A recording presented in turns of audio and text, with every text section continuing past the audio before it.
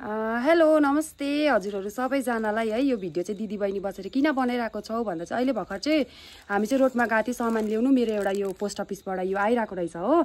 अन्त यो आएको चाहिँ मैले किन भिडियो बनाएँ, अब खोलेको पनि छुइनँ, मलाई पनि यति साह्रो हेर्नु मन परिरहेको छ। अहिले भिडियो नबनाए खोलेँ भने कस्तो हुन्छ होला भिडियो बनाउने मान्छेलाई त भनेर। यसमा चाहिँ अब मेरै आधार कार्ड भोटर कार्ड मेरो ब्याङ्कतिर नाम ब्याङ्क त्यस्तो आएको भए चाहिँ मनिषा छेत्री मात्रै हुन्थ्यो नाम होइन।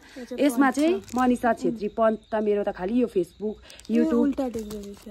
फेसबुक युट्युब इन्स्टाग्रामतिर मात्रै नाम छ होइन। अन्त मनिषा छेत्री पन्त भएपछि त यो त काहीँ न काहीँ यस्तो यो फेसबुक जेबाट पनि आएको हुनसक्छ भनेर चाहिँ तपाईँहरूलाई नदेखाइ हेर्नु मन परेन है।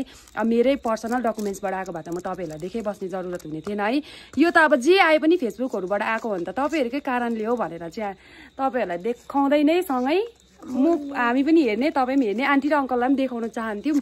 मम्मी र बाबा चाहिँ गाई दुनु हुँदैछ तर यहाँ हेर्नु बहिनीले यहीँनिर खोल्छ। अन्त सँगै हेरौँ ल। मनिषा छेत्री पन्त भनेपछि चाहिँ अब केही न केही फेसबुकहरूबाटै आएको होला। जे पनि आयो तपाईँहरूलाई देखाउँछु है। तपाईँहरू यो त जे पनि फेसबुकहरूबाट आएको त तपाईँहरूले गर्दा त आएको हुन्छ। अन्त त सेयर त गर्नै पर्यो है हो। बहिनीले पनि खुसी भएर खोल्दैछ के छ भनेर नि होइन। के उयो आधार कार्ड भोटर कार्ड होइन मैले अघि छामेँ त। अब यहाँ चाहिँ के हुनु चाहिँ फेसबुक पनि केही लिए छैन हो। यहाँनिर मनिषा छेत्री पन्त राङ्के मेरो एड्रेस डल्लै छ। डलर सलर के देख्दा चाहिँ यो फेसबुकैबाट आएको। 3टै फर्म भर्ने छ। केही बुझेनौ तपाईँहरू कसैलाई केही आइडिया छ यो के हो भनेर। अहिले पनि हामीले राम्रो पढे मजाले ध्यान दिएर यताउता हेऱ्यो भने त जान्छ होला। अहिले बाबा के को फर्म छ मेरो पर्सनल डकुमेन्ट्सबाट होइन हो। यो पोस्ट अफिसबाट तल आइसकेको रहेछ।